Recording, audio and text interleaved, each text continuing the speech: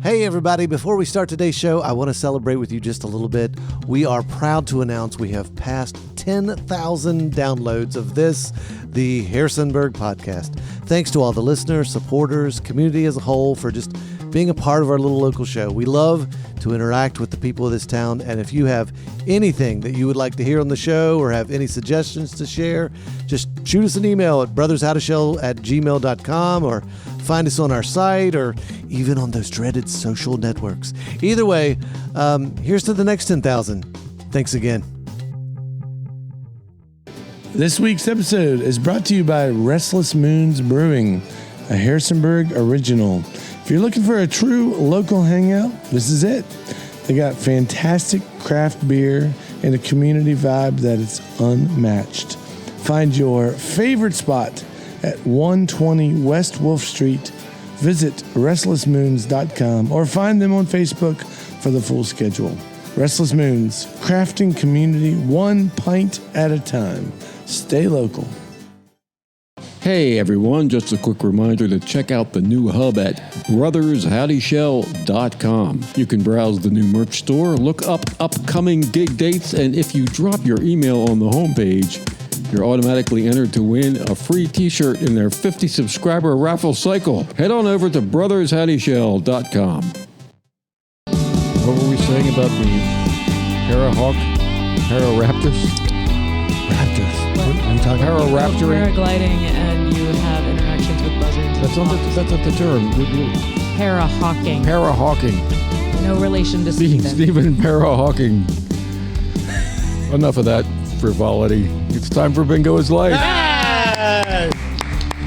Now, do you hear how light that clap is? Why is that clap so light? Because tonight, we don't have the usual gang around the table for the Harrisonburg podcast. Yeah, the Harrisonburg podcast. That's right. We're down two Chris's. We're down right. down to Chris and down another Chris. I'm Jay Zehr.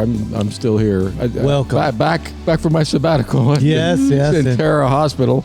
And we have Mom Shackles all the way from the Queen City. Yay! Fresh out of cutting my own bangs. Is that what they're doing out in Stanton now? That's what this look is. Hey! Nice. We were joined by one of the Bingo Boys. Yes. Well, some of us work hard all the time, and then some people go on vacation. I thought did he get called up for duty? Yeah, that's it. His duty was to be at the beach. His duty was to be at the beach. The sharks are coming in. Well, your bangs look okay. I wouldn't have even noticed if you hadn't said anything. I'm sorry. I did notice you had a different haircut, but it didn't impinge on my consciousness. Oh, good. Yeah, well, I'm glad it's not disrupting your day. I don't cut my own bangs anymore because my hair stopped growing in that section of my head. Yeah. How about They you? cut I'm familiar with the problem. Receding bang line. No bang line. No bang line. No bang line. That doesn't sound good. That's not right. You don't want to be in the no bang line. Can you? Our producer can cut that out, right? We go back. Sure. We go back to when there was a bang line. We want to go to that party. We have no guest this evening. Well, yeah, it's very interesting. Very interesting. So. We had the opportunity for a guest. We did. We do. It's fine. We're in a good place. We told him he had to make sure his parole officer knew, and that was the last we heard from him. What do you call these fluff episodes? Vanity? Fluff. What do you call it? Vanity? Fluff? Yes. Vanity? The vanity episode's good. Green, I know is what I we know you green, but there was another term you have for them where we just talk about ourselves. I think vanity episodes probably. Okay. Yeah. Well, it is the dog days of summer. It is the dog days of It summer. is very hot in Harrisonburg. For this, for tonight's bingo, I had to have a substitute host since Chris wasn't here. I want to make sure I thank him. Noel Bastion, a guy I work with. Thank you, Noel. He also works for Augusta County Public Schools. He was taller than me. He's a very tall guy, and that's why I asked him to be here. I said, I need somebody to talk. Can you be there for me? And he said, yes. Cool. Thank you, Noel. You're the best person for the job today because Jay's going to cuss and I'm going to screw up the eyes. So you did it with Chris, right? I did. You did, yeah. He ran circles around me and I could not get anything straight. Right. So. No. Jay, did you cuss again? I think he did. I had Jay. You hosted twice, right? At least, maybe more, maybe 3 times. Yeah. The substitute bingo host job does not fit you well. Well, you brought me back after I cussed. I did. I don't even remember cussing. I thought there was redemption. I think you cussed right in front of children. Well, if I didn't know I was cussing, I would have been, screening my audience. Yeah, that's all. How old are you before I say this bad word referencing carnal activity? Now, I will say one thing. It happened twice. There were two sets of people here that both said to me, "We're from out of town," and one of them was like, the last time we were here was 2 years ago, and we came back because we wanted to see you guys. And I was like, "Oh, Chris is going to be upset," but they still had a wonderful time. Good. And they even won some pizza at the table. Oh. There goes Noel now. Yes, there goes Donnell. See you guys. Yeah. He's going to miss the big game, the big pickleball tournament. So yeah, Noel was I mentioned him before a couple weeks ago on this podcast. He was the one that was playing pickleball first time, and he broke his foot. Oh. So he's on a boot right now. But he's just about finished, he said. And is he going to try again? No, I think that was it. That's probably causing billions of dollars in healthcare costs to these. The pickleball scourge. Yeah, these entitled boomers with really good life insurance, and good medical insurance are falling down and having between pickleball and backyard trampolines, we are in trouble in this country. I think, yeah. Are backyard trampolines having a resurgent in popularity? Oh, well, you know what? I just was it yesterday? I think I heard about it. Another person I work with, her child bounced right out of the thing. Apparently, landed in between the springs and nearly broke themselves. But they're fine. And but trampolines are no joke, man. No, they're like real death traps. Yeah. So this is Bingo is Life coming to you from Ruby's Arcade. Just to let you all know, a public service announcement: beware of trampolines. Yes, don't watch They'll out. get ya. Watch out, having so much fun out there. Yeah. I understand we have a Department of Corrections. That is correct. We do have a Department of Corrections. I have one, and you have one as well, right? If we get to it. Do you want to start with yours? Go ahead with yours. Okay. So we last week had Haley Hudson. She's with the band Haley's Comet, and Dr. Howell will be playing with Haley's Comet at Alpine Goat on Saturday, July 4th. So there you go. Come out and see it. It's going to be a good time. Yeah. But What time? It's 2:00, I believe. Okay. You should, if you want to go check a time somewhere. Yeah, if you go to brothershowtoshow.com, the time is there. I do know it's there. So anyways, we were talking about the Fish song, Haley's Comet. Okay? And there was some back and forth about what might be the best version. I said, I'll post the best version. I went to YouTube, looked up a couple versions of Haley's Comet, and I put in a 1999 version. I wish I could remember exactly where it was from, but or what place they were playing. But I found out that that indeed is not the best cover of that song by Fish, and this is coming from the official Fish fan. Chris Howdy Show? No. Oh. No. Carl Brooks. Oh. The official. Bringing in the big guns. Yeah, because he wrote the Bible in Fish. There's a mushroom named after Chris. There's a mushroom named after Carl Brooks. So, Carl's the one who has one of his pictures in the album of one of their albums. And I sound like an idiot when I talk about Fish. I'm just going to throw that out there. I sound like one of those albums that they did at one time. But anyways, Carl was like, no. The best version of Haley's Comet is one from 1997 at, I believe it's Hampton Coliseum. And apparently he said that all of the Fish fans who know what's real, they all agree that is the version of Haley's Comet that makes the most sense. Does that sound right? We're referring to our token Fish fan here at the table. So thank you, Carl, for setting me straight. Thank you, Fish fans, for putting up with me talking about smack. Fish. Because the joke was that the song's an hour long. Yeah, but right. None of those versions that are the best are an hour long. No. 19 minutes, it'll get you somewhere if you're listening to it in the car, but not an hour. Yeah, it'll get you somewhere. I also have a correction regarding old guys in the bands nobody listens to anymore. Oh no! Christian a couple of weeks ago had said that there was only one original member of Little Feat still in the current lineup. Yes.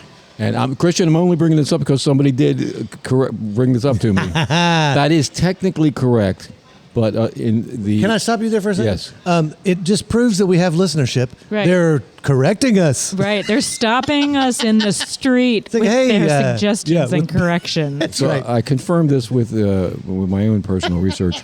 That is technically correct, but in the current lineup for Little Feat, 3 of the 6 musicians were in the classic Little Feat lineup that played throughout the 70s. That played on, for example, the Waiting for Columbus live album, or Dixie Chicken, or Right. Feats Don't Fail Me Now. I see. And so if you don't know what the we're talking about, That's 2. stop listening to the podcast right now and go listen to Waiting for Columbus. Okay. Let's check it out. That's like one of the most famous and supposedly best live albums of all time. Definitely of the 70s. So there were three members as well. There's Still three left. 3 members who have been in the band for 54 years. Gotcha. It's like saying Stevie Nicks was not an original member of Fleetwood Mac. Yeah. Which is true, but I went down, based on that conversation, I went down a Beach Boys kind of same thing, and I did not realize there was so much vitriol for Mr. Love. What's his name? Is it Mike Love? the father or the band member? Band member. There was a lot of people saying that they did, and it made me think I need to go. Wait, look. Mike Love, Yeah, Mike Love. the lyricist, the Yes. singer, Yeah. No, Mike Love, not war. the lead singer. Yes. I've heard. Yeah. I mean, people were saying awful things, and I'm not sure why. So now I'm all intrigued. I'm like, Did you know what happened? Glenn Campbell was in the Beach Boys. Is that right? When Brian Wilson had his mental breakdown, Glenn Campbell replaced him on stage. Is that right? That is absolutely right. Well, they count John Stamos as John Stamos. he's Because he sang their songs all the time on Full House. Yes. Wow. He's considered he's a draw. Like Yeah. I just think He's it's kind still of funny. beautiful. Yeah. Well, this is John true. Stamos, how do you do that? Genetics. Him What a and gift. Paul Rudd, probably vampires. And it's okay. Yeah, Let's probably. bring in our guest. Yes, let's bring in our guest. Our guest is, well, it's you, Jay. Me. That's what they It said. is you. So, what I wanted to talk about, because we've mentioned it a couple times here and there, and he's kind of peppered it into several conversations, but Jay used to own a record store here in Harrisonburg. And I want you to have the opportunity, because I'm interested in hearing the details. I want you to tell us about this store. Well, Department of Corrections, that record store was owned by the Town and Campus Record Corporation, Ooh. incorporated in, So your name was- your name- Wilmington, Delaware. There it is. By Vernon Zehr Jr. Oh. The late Vernon Zehr Jr. From New York. The So- New York Zehrs. So it was incorporated through... Well, Mr. Zehr. the long story was, how far back? Okay, let's start at the beginning. At one point, there was no store that you were working in. Yes. And then there was one. How did you get there? Well, let's go. Okay, we'll go back to the Music Museum. Okay, ooh. I'm not aware of which was what is on that? East Market Street. It was about where Black Sheep Coffee is now, but nobody knows where, across from Gitchel's. Yeah. Was In what year or decade? it would have been there in '83, Okay. for sure. Okay. And Eddie Sager. Okay. Does that mean anything to anybody? I know there might be some Sager, listeners who but- he's Right. the wonderful, wonderful guy who recently passed away. Okay, gotcha. And he was running that. All right. And since he's gone, I can go ahead and tell the whole story. What had happened? There was also one in Charlottesville, at least, and the owner had persuaded him to invest his own personal finances into the music museum. Into the music museum. And there was a lot of cocaine usage. I see. Everything seemed like Now- a good idea. What was in the music museum? Records, Records. Not So just- cocaine. not records, and cassette. Were there tapes. instruments or anything like that? No, Or it was a record it was store. just I records? bought my first Violent Femmes album in there. Oh, I bought my nice. first REM album in there. Were there other people confused, like I would be, walking in thinking that they'd actually see a museum? No, it was it was you- like the Body Shop was on that street. You know, it was an appropriate name at the time. Okay, so it was cool. Like you, was like I would have right- just come off as an idiot. Yeah. Hey, you think there's a museum What? here? What? What do you expect? No, What? it's just a store. Yeah. but anyway, so Eddie, the fella he had who had persuaded him to put his credit on the line, Yes. used up all his money, Of course. bankrupted the whole operation, Oh. put Eddie in a horrible financial situation. Okay. And the place went broke. And Stuart Downs, who's also passed away, but is the father of Elliot Downs, who owns the music and records half of Wonder. Yep, Wonder. He always had he was a record collector, and he was a professor at JMU, a really, really great guy. He ran the Salt Hill Gallery for many years, and he wanted to start a record store because he was a record collector. So he purchased the inventory of the Music Museum at a sheriff's auction. Oh, okay. Leased the place, which is... Now, I got a question. Yeah. You said a sheriff's auction? Yeah, that doesn't sound good. That doesn't. Well, I mean, usually they don't do the financial stuff through a sheriff's office, or maybe they do. Well, okay, Or they that did. portion of the story I cannot vouch for. Other than that the Music Museum went bankrupt, out of business. Okay. And the stock was purchased at distressed prices by Stuart I see. Downs, Okay. who moved it and combined it with some of his own collection and over to what is now Midtown Market. Okay. Yes. Previously been the Sanitary Lunch for many years. Right. Little sandwich shop. Sanitary lunch. That's what it was called. That's cute. Cleanest restaurant in town. And they said people would come in there for years into the record store looking for little old man. sandwiches. Could you make me a sandwich? That's cool. Well, all right. So what was the level of inventory we're talking about? I mean, we're talking about dozens, hundreds, thousands of... Enough records to have a used record store. Enough to have a store. Hundreds, Okay, gotcha. hundreds. Yeah. A big, it was a record store. And Yeah. so Stuart started that, and he hired Eddie to run it for him. Even though Eddie had just lost all his... It wasn't his fault. Oh, okay. But that led to a lot of people were confused. They thought it was Eddie's record store. He had just moved. There was Right, a lot of, right. people, Yeah. customers get confused. So Yeah. he was running that, and subsequently moved to the Box Factory, which is at the intersection of Liberty and Water Street. So we have to ask again another quantitative question. Mm-hmm. Was it a factory that made boxes, or It was was a factory that made boxes. It was Oh, a well, factory that that made makes boxes. sense. that Okay. had gone out of business. No, they were a cake store. Yeah, right. This is Hey, a- welcome to the box This factory. is You want a this is sandwich? This is a really Yeah. sad story from the late '80s. That the people that owned it, the Bradshaws were their names, and they were way ahead of their time. They were renovating the old box factory. They had there was an antique store in there. There was a record store. There was a bookstore. There was a awning place up top. There was a comic book store at one point. Laughing Dog started out in the back, Oh, the right, print yeah. shop, and they had a space in there. They were trying to get somebody to put a restaurant in. It was a really nice space. It was a really nice old building that they were renovating. They were really thinking outside the box. Back And there you It go. was right there. And when the decision was made behind closed doors by the good old boys as to where to build the new judicial complex, that place just got taken down. I was told several weeks before the decision was made, "You're safe. You're in the building owned by the Bradshaws. We're not taking that." But the push came to shove. All the people with connections with the city, Yeah. like Curtis Kite on the Curtis Kite Buick place, which is now where Matchbox is. That dealership, that was a big empty spot that would have been a better place. gotcha. And the Denton, Interesting history, yeah. everything. Anyway, so Now there was also wasn't it the it was a nightclub there. Mystic Den, Yeah, Mystic Den. also known as the other place. The other place. And I think it was it the Gandy Dancer? It was something else. Okay. And Yeah. probably other things I don't remember. Yeah. The other place, when the Elbow Room was trying to expand, that was the other place. The other. It was a really makes nice sense. spot. I'm jumping ahead in the story. Okay. So, anyway, we had moved. They had moved the operation there to the Liberty Street location. Yeah. Eddie was running it.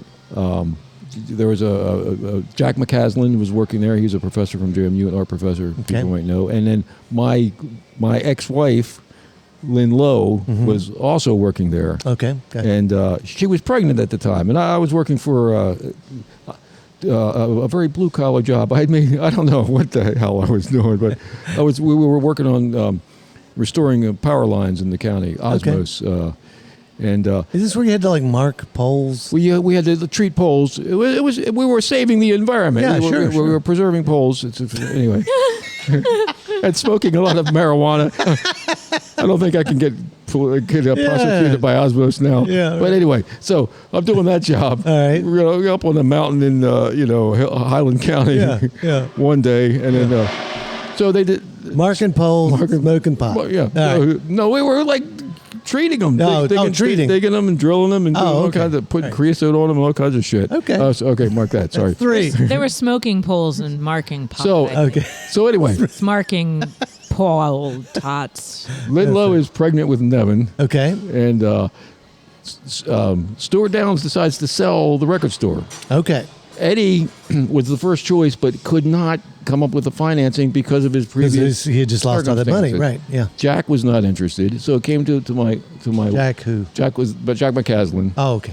The second employee. Yep. And so he went to my wife, and she decided it would be a good idea that we would buy this record store. I would run it, and she could stay home with the impending child. Baby. Yeah. Impending child. Impending. The impending Nevin. Usually it's impending doom. No. What's close? He's okay now. He's in South America. If I ever need to get away from this country, I'll sleep on their porch in Bogota. Anyway, so he. I did not want to do it. And so she went to my father behind my back and said, loan us the money to buy this record store. He's like, no. What we'll do is he was a Zehr through and through, and he was like, loan money? What? He had been like planning crazy. He's one of those guys, who's planning crazy businesses all his life, and he loved the idea that you could incorporate in Delaware. Like back then, maybe still, 50% of all the corporations were incorporated in Delaware. You could dodge taxes. And no, I'll make a corporation and we'll buy it with a corporation. He was just so excited. I was like, I still don't want to do it unless we get go to an accountant or something. Sure. So I still remember the meeting. We're at the You said I want an accountant. We're at the meeting with all these accountants, and they're like, "This is a really bad idea to buy this business." Did they really? They said it was bad. It was a bad idea. Full of accountants. Well, not just one. Well, several. When you're Jay Zehr, like, why are you trying to incorporate in Delaware? First off. Yeah. So we went ahead and did it. So I went. Wait. How did you get from a bunch of accountants saying no to you deciding we're doing this? Vernon Zehr Jr. and Lynn Lowe. Yes, we're doing it. Wow. And so okay, you both, but you did both get on board. Yes. You decided, all right, we're doing this for whatever reason. I was like along for the ride. Yeah. As I was for most of my life. But anyway, so I went from like one day being out in Highland County, drilling poles, so I get down to the record store. Lynn Lowe hands me all the books. It's like, here's the business. Here's Billboard magazine. Here's this and that. Just order stuff every week. Yeah. Only rule is the only things that do not sell in this record store are rap music and heavy metal. And what year was this when you started? It would have been 1988. 88. Ooh, an interesting time to be getting into the music scene. Yes, very interesting. Because we talked a little bit about this in 91, which we'll get to. Well, what I very fortunately lucked into was that the compact disc. Yes, okay. Which had only come out in 83. Okay. The compact disc, the first sales of CDs in the United States was in 1983. By 1988, it had surpassed the LP. Okay, so your store was primarily CDs? No, it was not CDs at all. At all? Hardly. I mean, it had a very small selection of new CDs, and it had a section of used CDs that was maybe 2 feet by 2 feet. Yeah. A little. So that gave your business a little of a niche. Niche. No, we didn't have a niche. We were like a used record store. What do you mean by no? Why do people want to be there? Have you been in Midtown Market? There's no room for a niche. Yeah, right. Well, okay. Why do people want to show up there? I mean, it was because it was cool, right? It was cool. Stuart had some really interesting ideas. Like one of his main ideas for this record store was that it was going to be renting records. Oh. And he had researched this. Renting records. He had researched this legally, so he was selling cassette tapes at a very low loss leader cost. Okay. And then expecting to get them back? No, you would buy the blank cassette tape, and you would rent the record, and you would go home and record it on the tape, and you'd bring the record back, and this was the business model. Oh, wow. So full on piracy. Yeah. Piracy on Water Street. It was okay, first of all, if you want to be in the record business in 1988, you couldn't worry about piracy or anything like that. Because the whole thing was run by gangsters. Right. And it's kind of the music scene has always been that way. Well, what's the guy's name from Atlanta? Rick Beato. He just coincidentally had they were talking about 1991, but they were talking also about how with a guy how corrupt and full of gangsters. Right. Just right after we had that conversation. Yeah. But anyway, so I get in there. So there's probably like 8 customers, and they're all of the same demographic and mindset as Jay Zehr. This is day one? This is day one. Yeah. The people renting the records. Like, you can imagine who it is that's renting the records. They're all good old boys like me, working with the rounders from around town. Yeah. And, you'd run them the record. They were supposed to keep it for like a 2 days or whatever. It'd be like 3 weeks later, they'd come back and be all scratched. You lost all your money. In other words, you would open up a new copy of the Springsteen album and rent it 7 or 8 times and then sell it as a used record, and then that's how it was supposed to work. It wasn't working that way at all. Didn't work out that way. So finally, like if Blockbuster had blank tape, tools to pirate. And do you need a VCR to go along with that? One that records other VCR. Yeah. So that was my first executive decision. Was after about a couple of weeks. I was like, this is taking a lot of work. So so from day one, you started with we're going to copy these things. What do you mean? That's how piracy. That's how it was running. Yeah. Okay. That's what I inherited. That was the operation, and I immediately said, "This is not working at all." It's with the piracy. It's just it's taking a lot of work. Yeah, we're losing money. I'm having to deal with piracy is too much work, and besides all that, I got scurvy. So I eliminated record rentals, and everyone were they mad? Oh, they were so mad. I'm never coming back here again. You'll never be in business. Right. They were all like my buddies. It would be like. Not TP Paul, but if TP Paul had been here, he would. You just imagine TP Paul. They're like, Jay, you sold out. You sold out. Yeah. You're working for the man. You're working for the man. Let's do a quick side note, just for those in the audience who may not be familiar with TP Paul. The TP part is not 2 letters standing for other things. It is the reference to the style of tent. Oh, okay, TP. As he spent a good deal of time living in a tent. All right. When I first met TP Paul, he was driving around town in a little beat-up car with Wisconsin plates that had been dead for 2 years, no insurance. That makes perfect sense. Place, and he and no driver's license. Yeah, I wouldn't expect any. He got picked up by a Harrisonburg cop who found marijuana. I'm sure. I'm going to tell the story anyway. This is 40 years ago. He had marijuana, and so he had to call. So somebody who was working for it to come get him. They let him go. Cops took the marijuana. I said, "I'm just going to keep this in case you turn out to be a serial killer. Otherwise." Oh my Lord! Wow. So that I'll be really good and high when you come back to kill me? Right. What is the theory there? I don't know. No, it was like, we're going to let you. I'm just going to throw this in the trash can down at the police department. Gotcha. Wink, wink, nudge, nudge.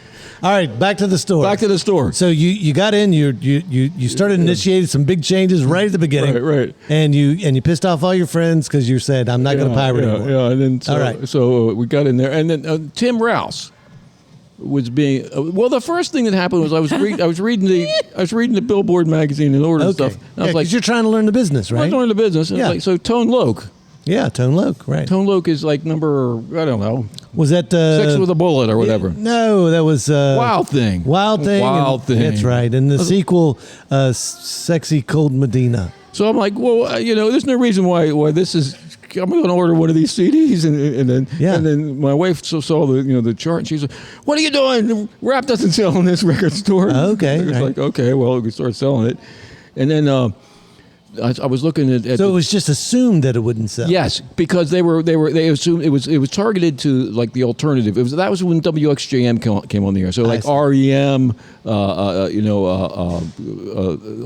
the old. So people saw the record store as an alternative. Yes, it was targeted source. to it was called Town and Campus Records. It was targeted to the JMU students. So it was like the Replacements, REM, Beat Farmers, just the alternative music. What you would see on 120 Minutes on MTV. Yes. Okay. Which you could not even get MTV at that time in Harrisonburg, Virginia. So you would go. They would say if an alternative band was on Saturday Night Live, you were supposed to stock it because it was going to sell. There was all you had was Q101, and they were notoriously pop. There wasn't. You came in, you stopped the piracy, you started buying Tone Loc. Well, so anyway, I was looking at and I saw that like Metallica. Yeah. You could get the back catalog of Metallica was discounted and sell them cheaper than what they were selling them at the mall. And Tim Rouse, who you know who I'm talking about, the manager from Golden Pony. He was, Tim. Yeah. He was just a kid at the time, and he was coming in buying a lot of stuff. And I was like, hey, you know, I can get a really good price on these. Earlier Metallica albums, Ride the Lightning and whatever, and he said, I'd buy them. So I started ordering Metallica CDs, and lo and behold, they were on the shelf for like, they wouldn't last a day. Wow. So I was like, okay, so I started buying more heavy metal and rap. The whole thing about rapping, it was total erroneous information from the previous management. Right. And so this also, I think, kind of was happening industry-wide at the same time. A lot of people thought that music was popular based on a system that was very much self-interested. It was totally corrupt. Well, corrupt. The guy, that was my observation, and the guy I just saw on the work, it's pronounced Beato, Rick Beato. You know who I'm talking about. Yeah. It was somebody from with a lot of experience. It was total fantasy. They were just making up numbers. Right. And it had been going this way for years, decades, as far as the charts were concerned. I had a guy working for me who had been working for one of the big chains out in the Pacific Northwest, and he said, they would call up and they would say, hey, the Springsteen box set's number one, right? Like, yeah. Whatever CBS record says, is number one. That's what's number one. And but then the downside of that is, back in those days, and you could be a longer build. Right. You could take a longer time to break a record, but what they found out was actually happening it was the same as the film industry. The majors, most of the sales were happening instantly, right away. And that's kind of where even now we've landed. People want their money right now up front. Mm-hmm. Right. And then they really don't care to let it breathe and grow. But that's a separate conversation. Well, what happened, the main thing I did, and I can't remember if it was a conscious decision, but I mean, I was like, I got to get more CDs in here. Okay. And then I started the used CD business. I was paying probably a little bit more than I should have been, but you could make to sell a new CD. I had to go through a middleman. I wasn't big enough to buy direct from the record company. And where were you going to get these? Well, they were called one stops. There was a one stop out of Baltimore that they were using. We were using a one stop in Philadelphia. That place was definitely run by gangsters. But then the big turning point for you would order from them, and because I was even going through a middleman, I was still down the totem pole. Sure, I wasn't getting a good fill. I would order, and I would get 50% of what I'd ordered. So Gotcha. I'd be telling people, oh yeah, the new Motley Crue CD is going to be here Tuesday, and it wasn't here. I didn't get it because I wasn't. They gave it to somebody else. It's like getting a variety pack, and all of it is Apple. Yeah. So there was a new company that had come along. It was called CD One Stop out of Boston or New England. No, actually they were Connecticut. And they were digitized, so when you ordered from them, they could tell you right on the spot, yeah, that's in stock, and you'll be getting it, or that's not in stock. And that kind of changed everything. That changed everything for me and for a lot of other people too. And was this also right around 91? Prior to 91. Just before. Gotcha. Somewhere between 88 and 91. Okay. And they also implemented financed our point of sale system. We were one of the pilot programs where they financed point of sale systems for independent record stores, and then we went online and helped for the change I was talking about in 91. We were part of that. Mm-hmm. Right. Where all of a sudden independent record stores were contributing to the right, and it kind of data. And it changed. Yeah, it changed how the data was being collected. Yes, and also it was extrapolated, so we were having a bigger influence than just what our sales were. They were saying this record store and the other ones in this system represent 10 other stores that are not in the system. Right. They were doing extrapolations like that. And this is when, because when we did the tribute show, the 91 tribute show, we called it the Year Music Broke. It was one of the reasons that there were so many different genres and styles that were all selling a lot. I would say it was probably a huge reason as to why 91 is so big like that. Right. All those albums came out in the second half of 91 after that system was implemented in the spring of 91. See, that to me is what's weird and interesting. Mm-hmm. Pearl Jam, Nirvana, Soundgarden, Two Live Crew was the first gangster rap album to top the charts that year. Garth Brooks had it. Yes, that's country right. was selling really Yep. well, and they didn't know about that. Right. And nobody did. Guns N' Roses was a huge album. I think they put out a double album. The Use Your Illusion. Yeah, yeah. Was it Use? Yeah, something like that. Something about your illusion. Use it or not. Use it or lose it. But that's how I got going. I got going. All right, I'm an idiot. All right, No, there you go. it's good. You gotta break it up every now and then with the. Basically, we started selling the used CDs. Okay, use CDs. And these were not copied. These were used CDs. Okay, you sell them to the college kids in September when they have lots of money and their credit cards are still have. And then they bring them back and say, "Can I get any money for this?" Yes, and then you pay. What I was trying to say was, you didn't get much of a markup on a new CD. Yeah. The way I was doing it because I was trying to underprice the mall stores. Yeah, right. But you could get 50. You could buy a used CD for $4 or $5 and sell it for 10. Right. So that was the profit margin. Yeah. Okay. And the thing about a CD, I was thinking back on that.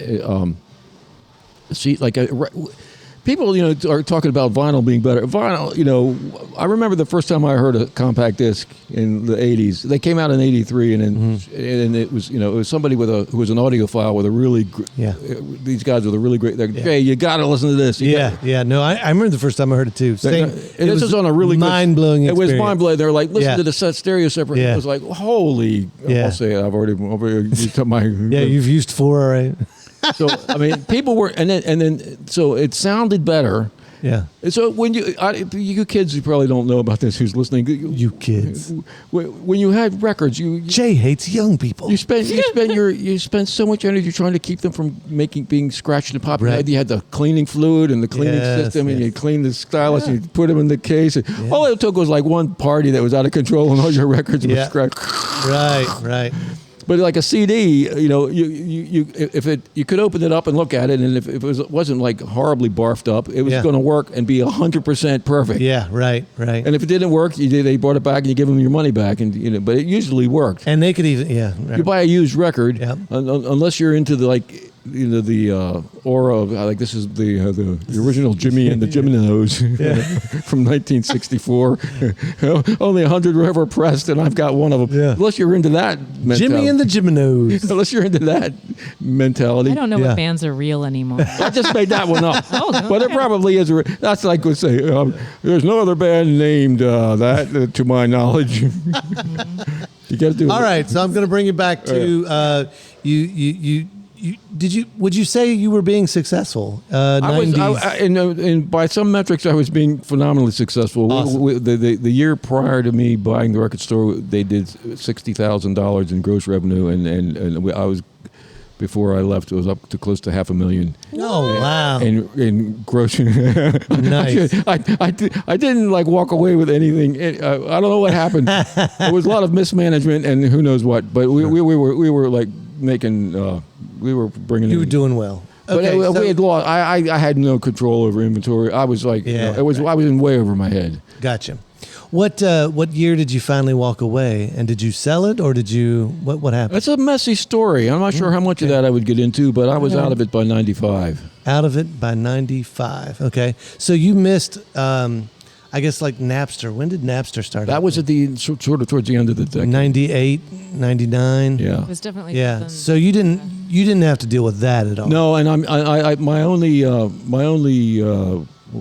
the way I reassure myself in the delusions you have in the middle of the night was had I kept my together and stayed with it. Had I kept it together and stayed with the store, I would have not made it through that. Oh, gotcha. You're reading about that. Even the big guys, a few people made it through, but there were people saying, I can compete with anything, but I can't compete with free. Yeah, because the interesting thing was I saw that coming. Really, I had to as the father of piracy, of course you saw it coming. You were you were an early starter there. Yeah. Well, this is getting. I mean, you stopped it though. Then there's it was the scurvy. He couldn't keep up. There's the whole bootleg issue that happened with Town and Campus Records. After I left, they got. So when you did leave, it was still a record store when you left. It was still a record store when I left. Okay, and then eventually it was not. It was not. Do you know when it finished being a record It store? would have been maybe after 2000 sometimes. Okay. He All right. had to sell out and get out of there. But he ran into some major legal problems. Gotcha. All right. So, so after it was a record store, then it did not become a sandwich shop again. No. No, it sat empty for a little while, right? I do not remember. Yeah. If there was something in there between Midtown Market and Yeah, right. Well, see that's another part of the story I didn't get to. We were over there on this is an interesting business part of the story. We were over there on Liberty when I first took over with Town and Campus Records Incorporated. Yes. We were on Liberty Street, we're right where the parking lot to the jail is now.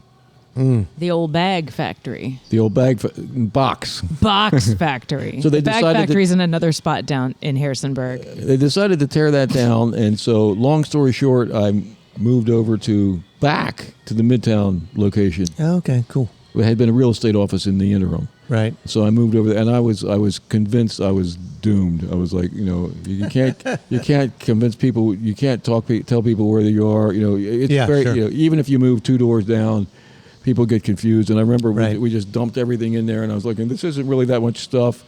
It's just all laying there in the middle of the floor. No one's. What's going to happen? I don't know. This whole venture, Town Campus Records Incorporated, is heading down to Delaware in insolvency. Right? First day we opened up. Cool.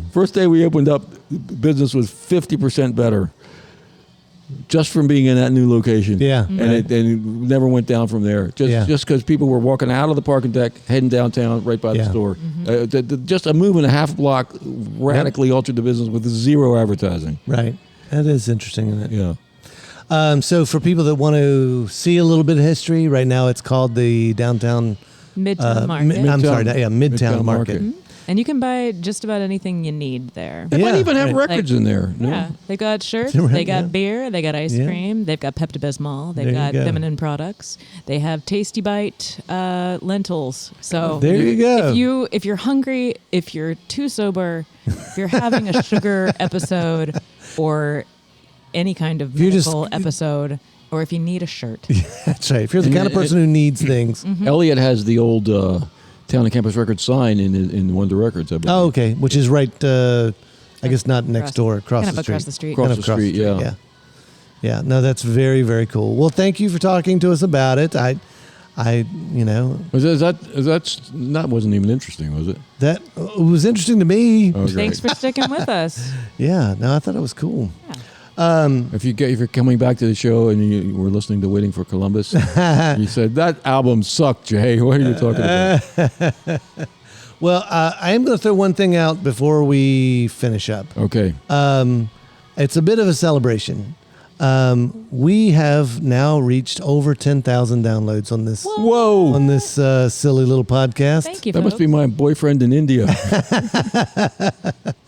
So I don't know. It makes me feel good. Cool. I Did definitely. we get anything from the government for that? A tax credit or something? Probably just like a piece of Just more like, flock cameras looking at your license plates. maybe like a piece of reflecting pond liner. Oh, they sell that by the acre now, right? Yeah, right. But yeah, I had nothing to do with that. I gotta say though, the reflecting pool memes right now are they are pretty keeping good. me alive. Yeah, Like, they're they're my favorite. They are pretty fun. So feel free to send Bingo His Life all your reflecting pool memes. They'll get it to me. That's right. Thank you. So I definitely wanted to say thank you guys Okay. for being a part of it, yeah. and also thank anybody who decides to listen to this show for whatever reason. I think I don't know. I've really enjoyed it, and I think there's some very interesting things. This story about the record store being one of them. Yeah. For Sometimes I people like that to think of our Yeah. podcast as like an oral history of Right, now, right. or even then. right. So thank I you for- completely agree. yeah. So, yeah. Yeah. Yeah. Thank you, Jay. All right, you're welcome. Does that mean it's over? Is that Andre Vasconcelos That's Hey, it. do plunking we- away on the bass? Do we need to thank a couple people first? Oh, yeah. Like, Oh, yeah. Like, I mean, Well, if you're bored it's or funny. sad or just need to be uplifted, That's right. You will definitely be uplifted if you come to Bingo Is Life at Ruby's Arcade at 7:30 on Tuesday. We do try. They they're a riot. It doesn't make sense. I don't know how they can keep the joy and the enthusiasm up, but unbridled enthusiasm are the Howdy Shell Brothers. That's what they'd bring. At the Ruby's Arcade in scenic downtown Harrisonburg, at the Wine Brothers building, the new sign, Wizard Mode, I is saw up. it. Yes. It looks like, did they have a date? Well, it looks like they're very close to Coming. I was talking. Yeah. Well, I talked to Jeff on Sunday, Yeah. and he was saying next month. next month. I think it's we one of will the- definitely talk about it as soon as we get a real But the date. sign is up. That's yeah. got it. That you yeah, know. the sign is up. Go check it out. That leads us to thanking our other sponsor, Restless Moons. Have we mentioned Restless No, Moons we yet have not on this talked about episode? Restless- Whoops, no. better do that. Yeah. So yeah, Restless Moons is going to be opening up a Wizard Mode. 2 jam sessions going on a Sunday afternoon. That's what happened this Sunday. It was Ooh. it's quite a nice little group there. They on the inside they had they started with, well, actually I'm not going to pretend to know how they started, but I do know How did that this happen? they were doing like a Tom Petty little Tom tribute. Petty hour. Yeah, hour. And that was fun to listen to. And then outside you got a bunch of old guys like Jay and myself. Doing the old time jam? Yeah, doing old time jam. It Well, was no, fun. we were playing. We were doing John Prine. Oh, and we yeah, there was played, Prine, Friend yeah, of the yeah. Devil, and It all's the same to Classics. me. But some others. it's fun when you go In G. when you go out to see local music and you're like, I know why they're covering that Tom Petty song, that Laurel Canyon song, Yeah. that Rolling Stones song, Right. because they learned that song to participate in the Howdy Shell Brothers musical tribute. They played concert. Greg Kim. The Greg Ooh. Kim band. We had broken up for good just an hour before.